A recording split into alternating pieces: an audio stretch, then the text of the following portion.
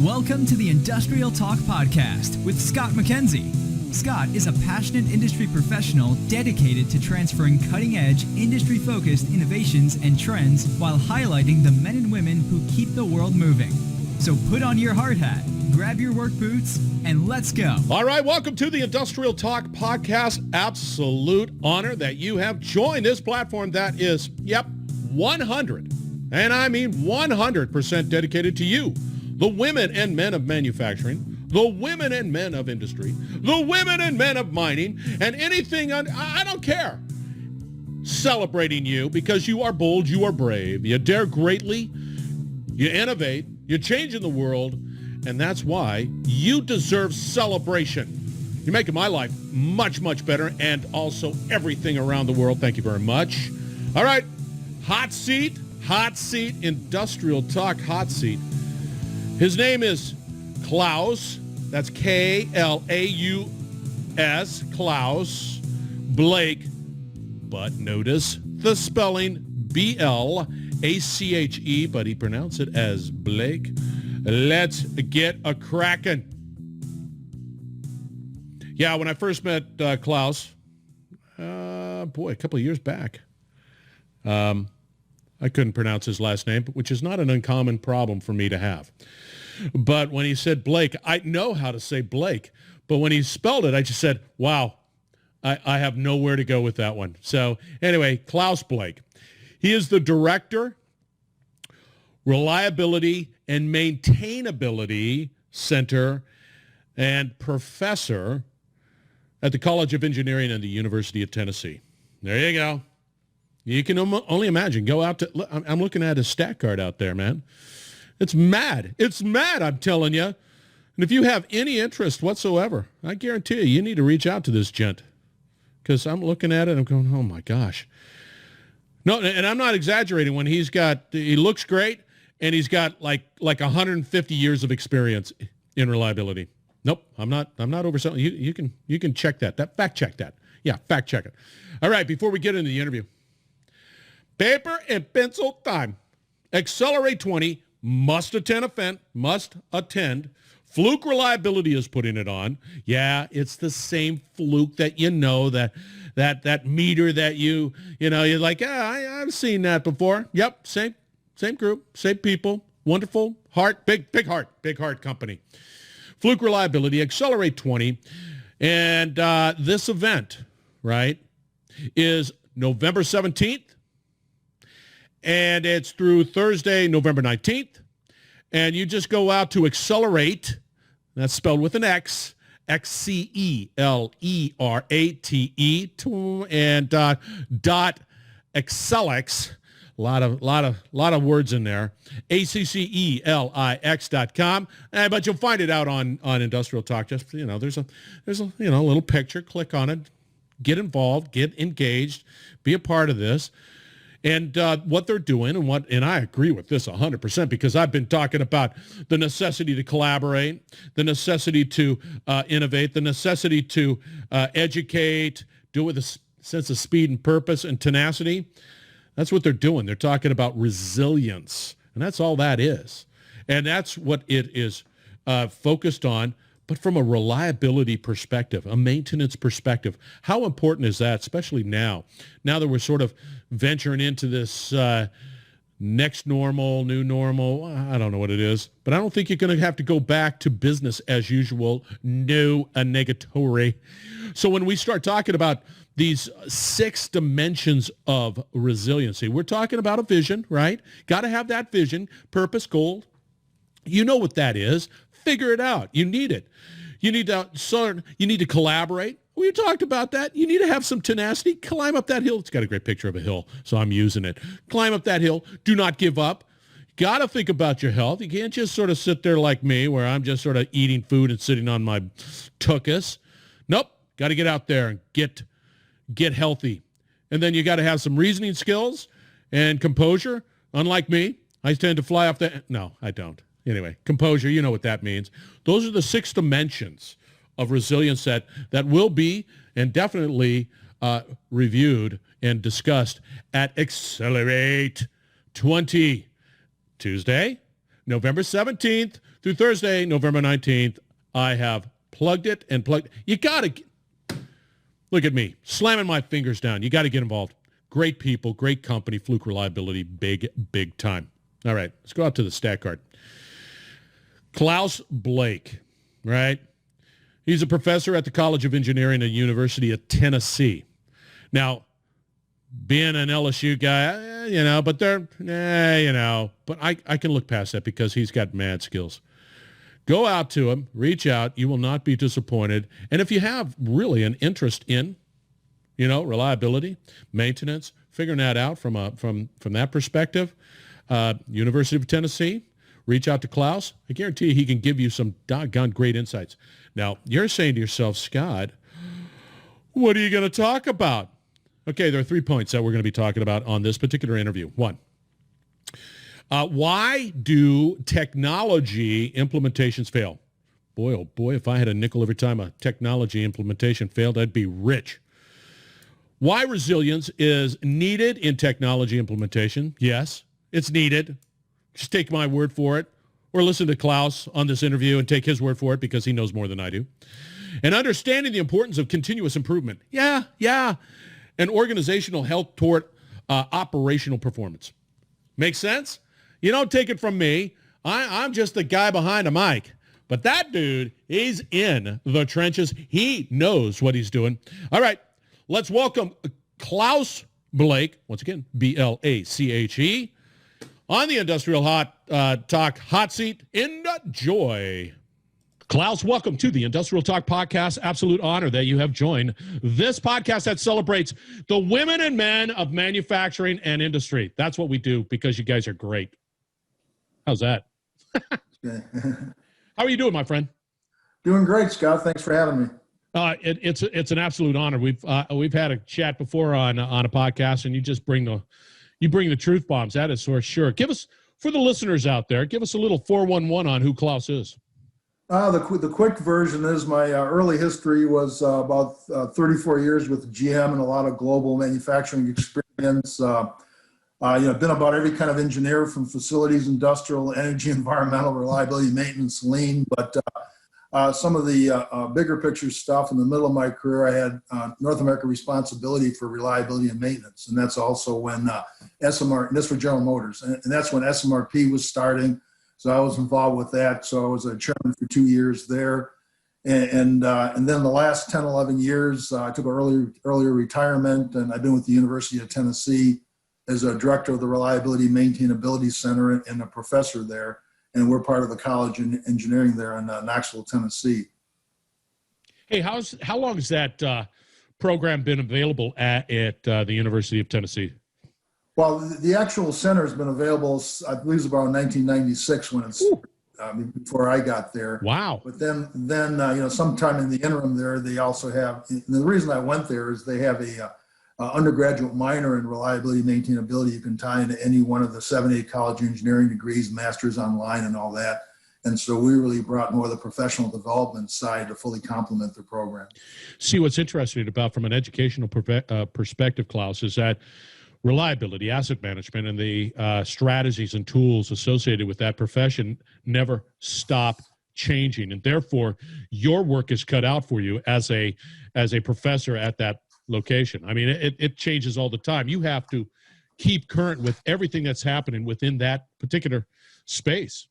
Yeah, it's, and I see, some of the challenge we had even 20, 30 years ago, some things change and some things we're still not that good at, so we struggle with. And so a lot of my interests over the years have continued, and it still spark there, even though we get into reliability, maintainability. It's how do I really help guide companies to instill continuous improvement, get better, take advantage of that competitive advantage, being able to develop employees as problem eliminators, throughout the entire plan. See, here's the funny thing, Klaus. The fact that we're still talking about it, still talking about continuous improvement, still talking about strategies to be able to do it. It's all about the human, and it's a great segue into the topic that we want to talk a little bit about. And doggone it, everybody has a story about how an implementation went sour. Everybody. Yeah. And yet, here we are. And we're going to be talking about successful technology implementations and strategies associated. So sort of lay that foundation. Why does technology implementations fail still? Well, there's I can list 100 reasons, but we'll get into some. I mean, please. When I talk to companies, still, probably in the time at the university, I've been at least 200 different facilities, and still over 70% of them say it's the implementation, the culture, and that's what we struggle with.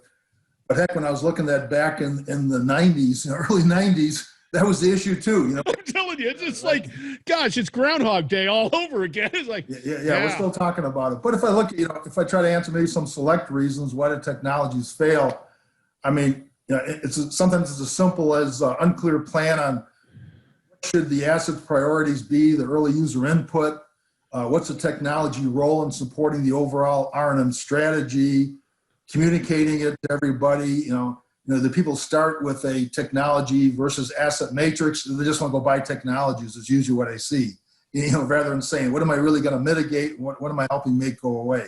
Yeah, so they read it in an article and saying, I need that technology, and therefore I'm going to run out and get that technology without putting any parameters around it. I'm getting that technology. And you know what? I would imagine, Klaus, that mindset back in the early 90s has really clouded what we do today. And it's like, yeah, somebody told me about that technology, and they're saying it's better, but, it failed. It's like, oh. Yeah, we can go on. It's like, not preparing the supporting processes, not tying it into the CMMS system. Yeah. Now it's still issues of data integrity and quality, not having clear expectations.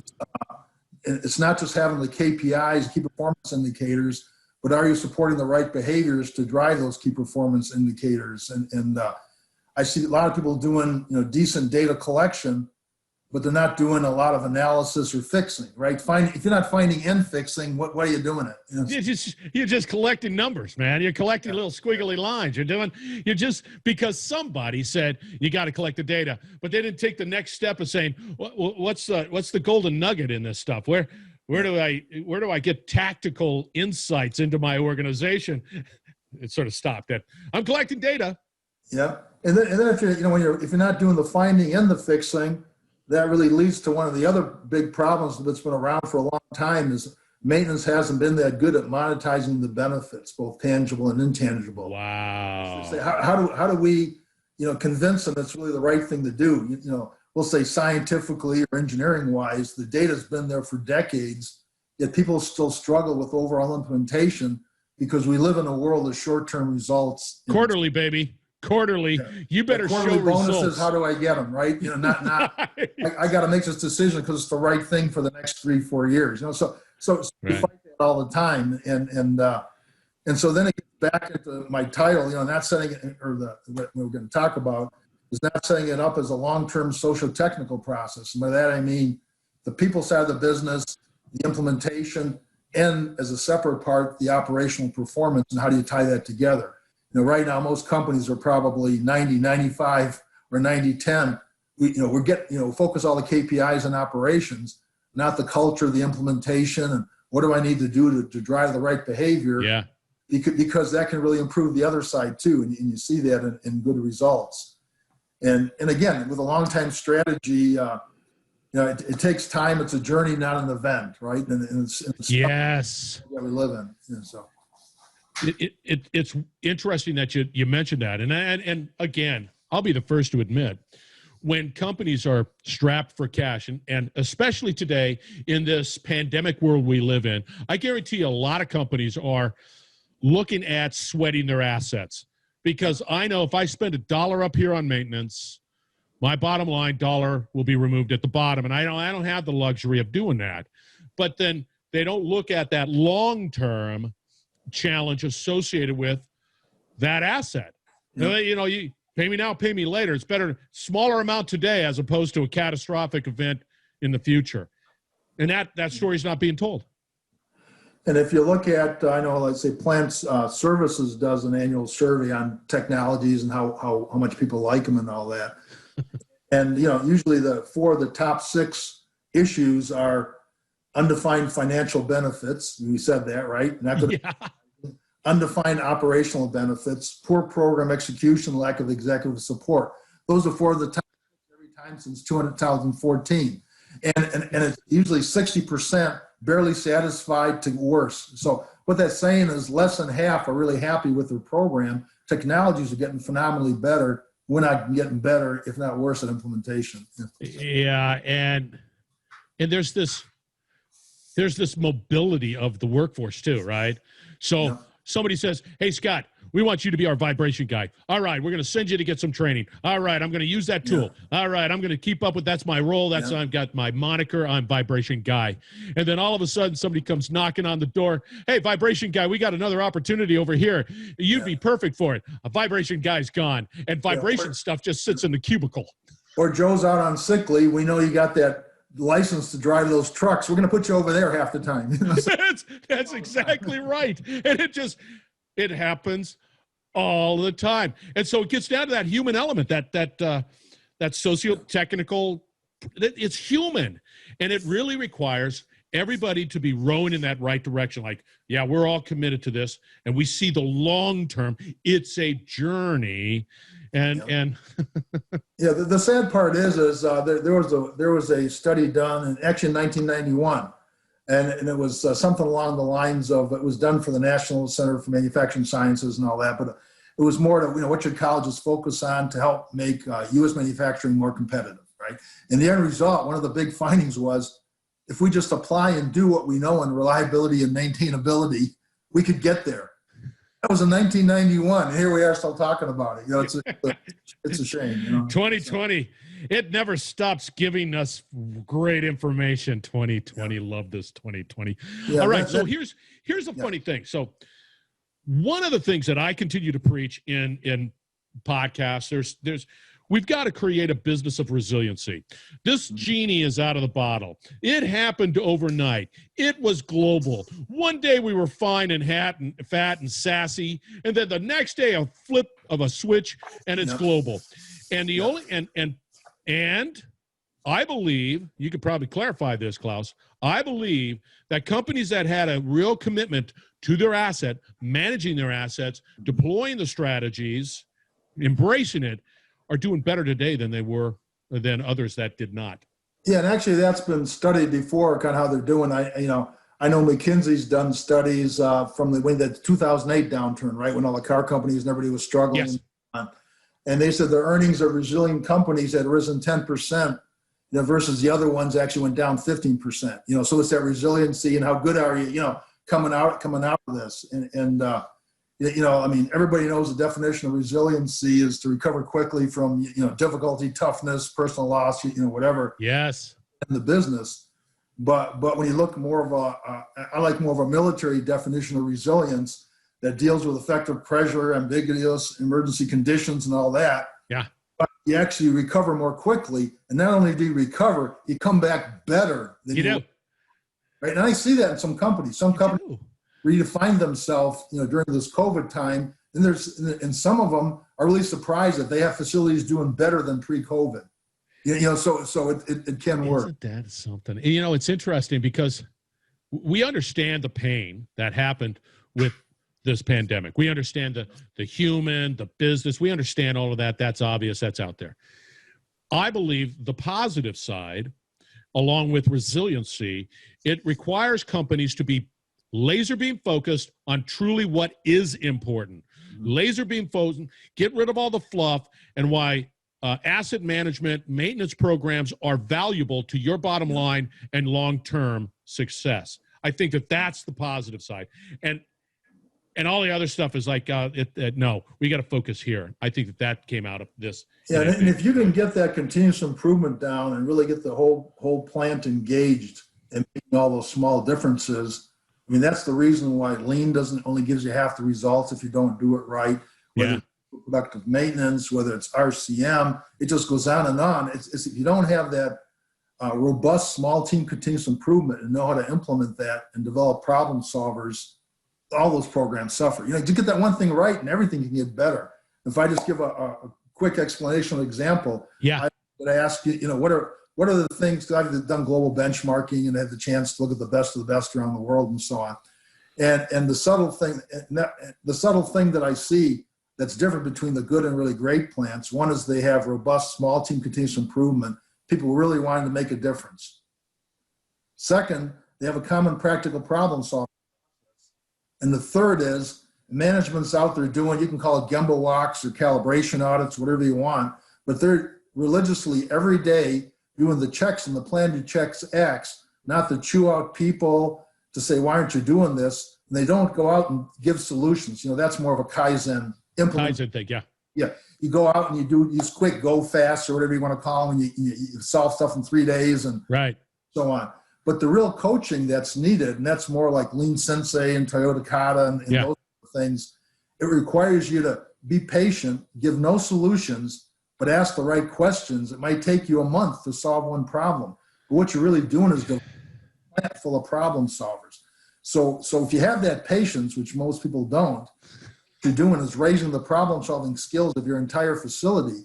So rather than 10, 20 engineers trying to save a huge facility, over time, you've got 1,000 people that want to make a difference. But you got to take the time to do that daily coaching and nurture that.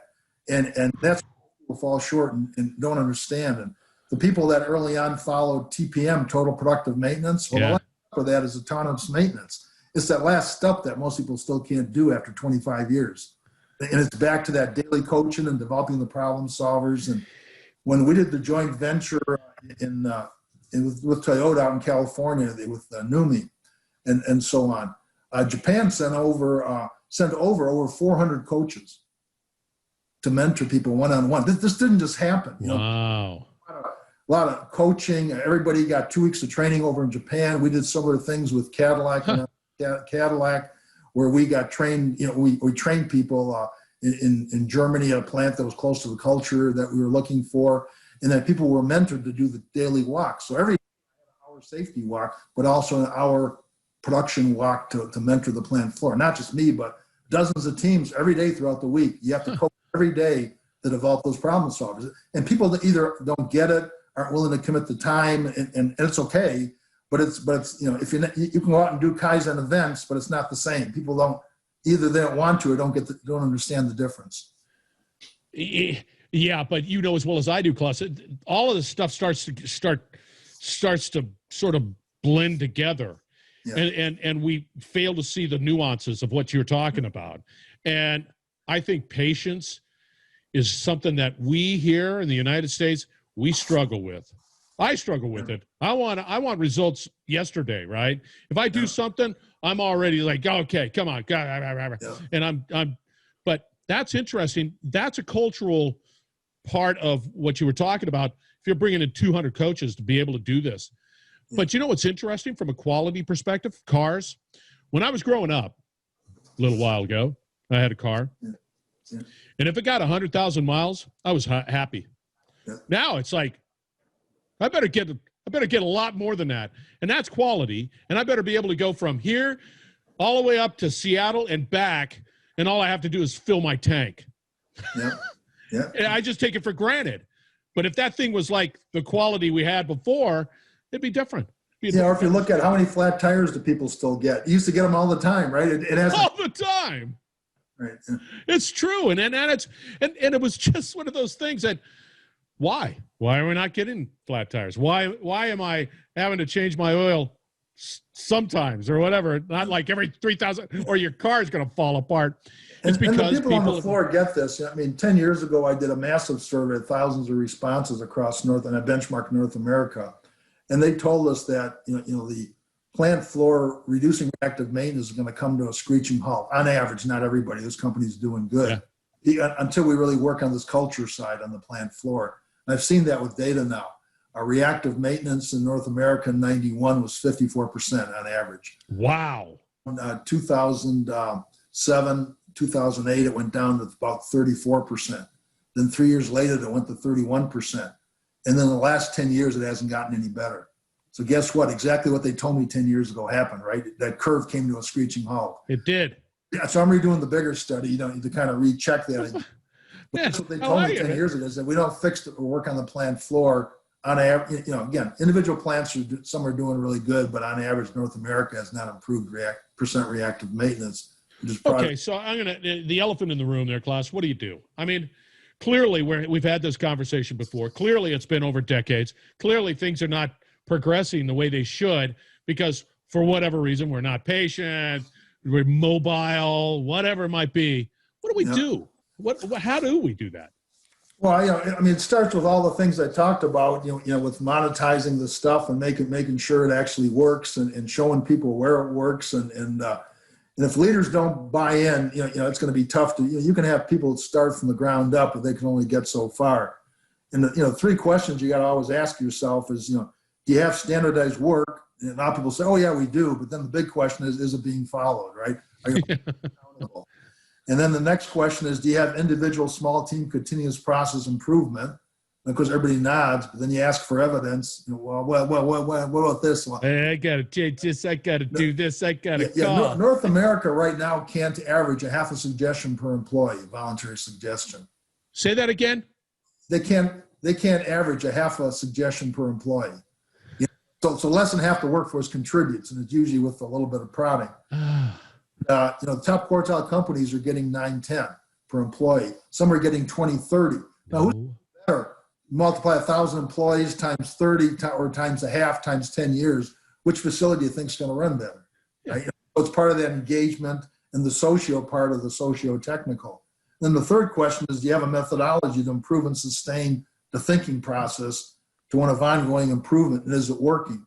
And that's really getting to the floor and developing those people so they understand, so they know more, so they understand how it impacts the processes, why it's important to do it the same every day until they can help develop a better way. But until they show us there's a better way, we all have to follow the same standardized work or the best practice.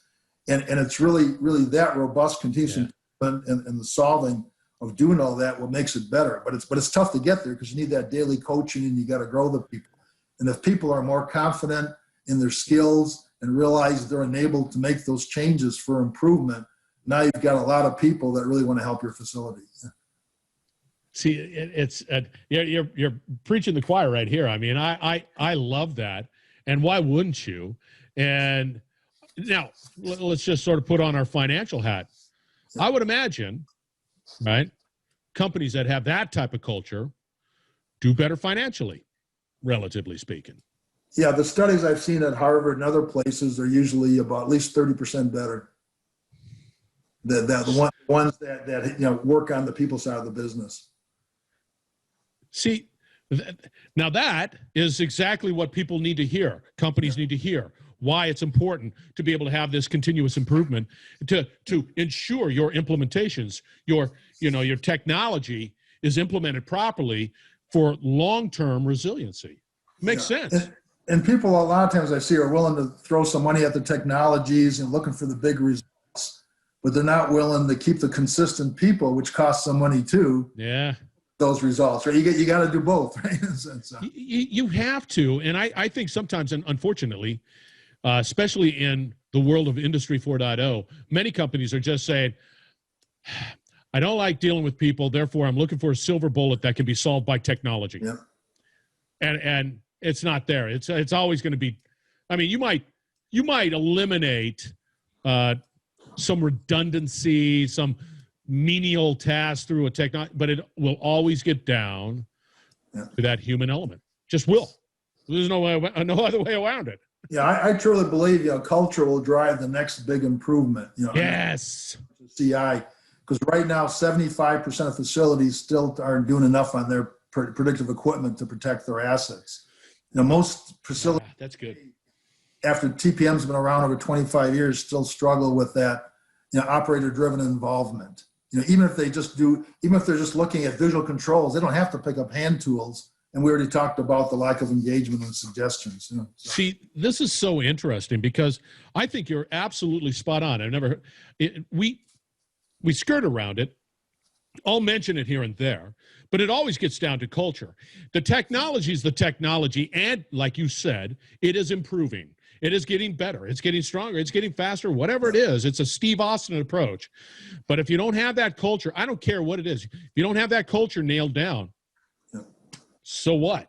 Yeah, and we see all the changes going on. I mean, we work with the supercomputing complex, which is, again, the world's fastest computer at Oak Ridge National Lab, and I have students there. We use infrastructure for this kind of improvement, and everybody's quoting things like, "Well, there's more data been made up or collected than there has in the last 2 years than there has been in the lifetime of mankind." Well, and it's going to get faster, right? But the problem is that the solutions that can take that volume of data and bring it to a practical level, so me and my plant can make better decisions day to day. Those tools kept up with the volumes of data. Look at solutions that have to be practical, affordable, implementable, and just having volumes of data doesn't help that all the time. It doesn't at all.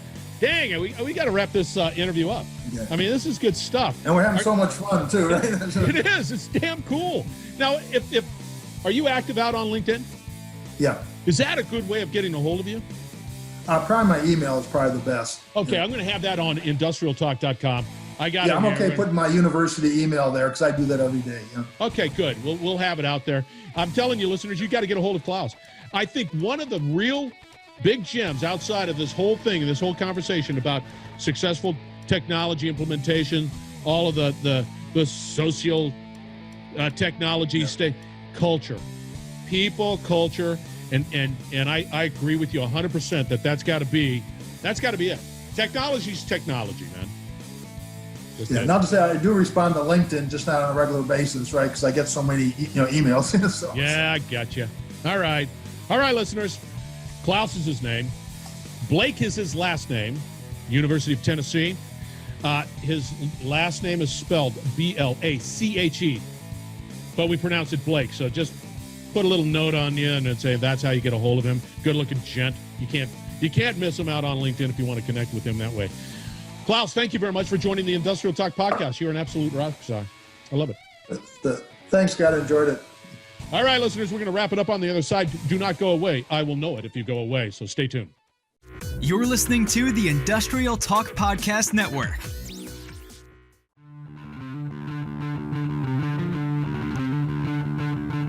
Yeah, he's got mad skills. Klaus Blake, thank you very much for joining the Industrial Talk podcast. I want you to reach out to him. Go out to his stat card. And there are not many gentlemen out there by Klaus Blake. So once you type his name in, which will be at industrialtalk.com, then you can rest assured all the contact information. But reach out to him. You'll find him. And you won't be disappointed. The guy's incredible, most definitely. Once again, let's talk about paper and pencil time. We're talking Xcelerate. Now it's going to all be out there on industrialtalk.com. It will be. It just will be. Xcelerate, remember, Xcelerate 20 is the conference, virtual conference, brought to you by those wonderful people at Fluke Reliability. Yes, that Fluke. And get engaged, get a part of it. We're going to be talking about resiliency. We got another great interview right around the corner.